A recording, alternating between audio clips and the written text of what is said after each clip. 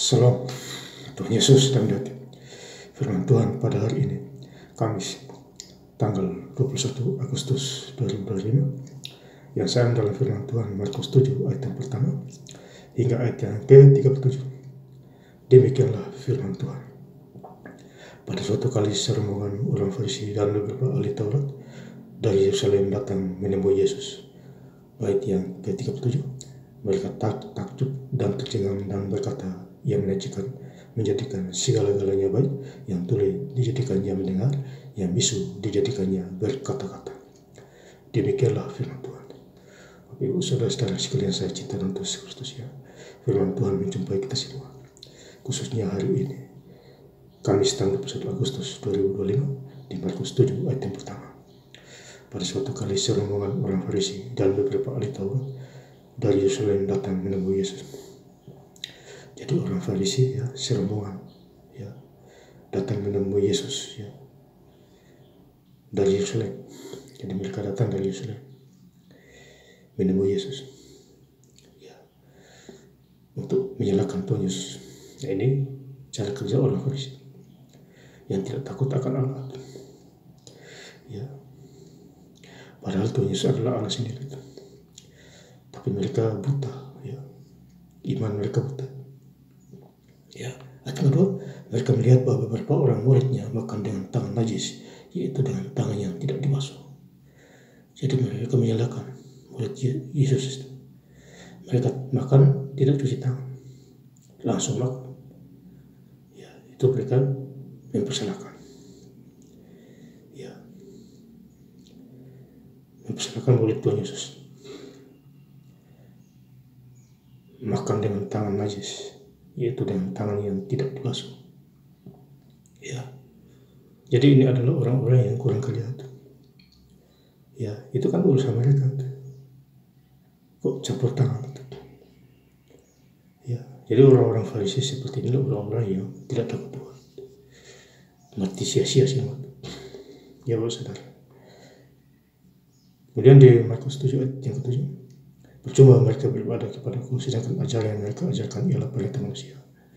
Jadi percuma, ya, mereka beribadah kepada Tuhan, tapi ajaran mereka adalah dari perintah manusia, bukan dari perintah Tuhan. Contohnya orang Farisi, mereka tidak tahu apa-apa. Ya, mereka menganggap dirinya pintar, hebat. Padahal mereka tercipta dari debu tangan, sama seperti kita, Bapak Saudara. Jadi mereka beribadah, ya, itu perintah manusia, bukan perintah dari Tuhan. Markus 7 ayat 8, perintah Allah kamu abaikan untuk berpegang pada adat istiadat.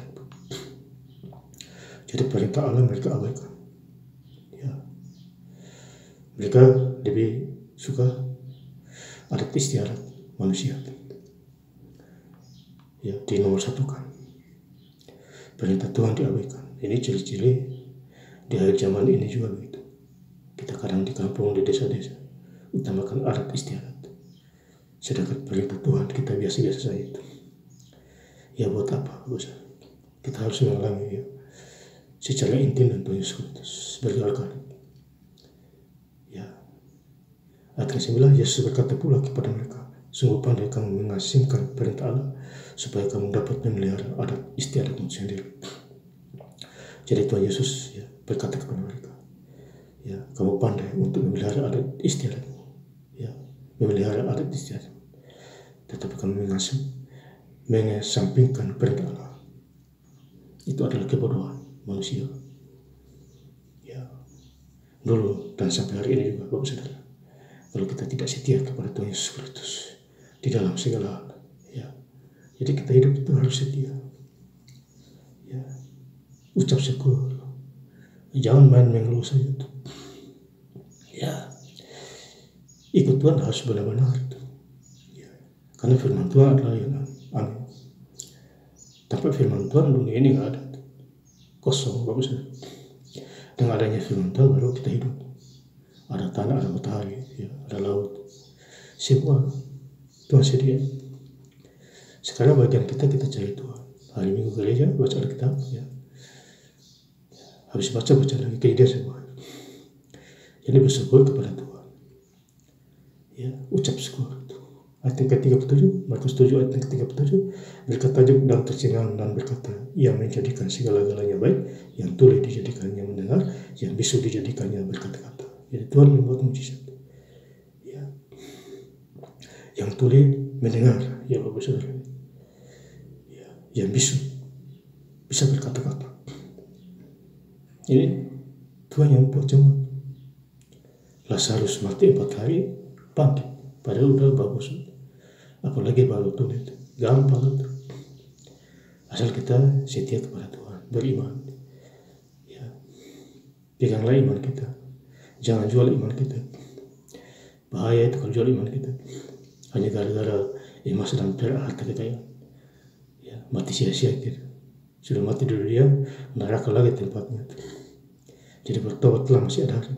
Matius 3 ayat yang kedua. Bertobatlah sebab kerajaan Allah sudah dekat. Dan saya ingin lengkap lagi membaca ayat firman Tuhan pada hari ini.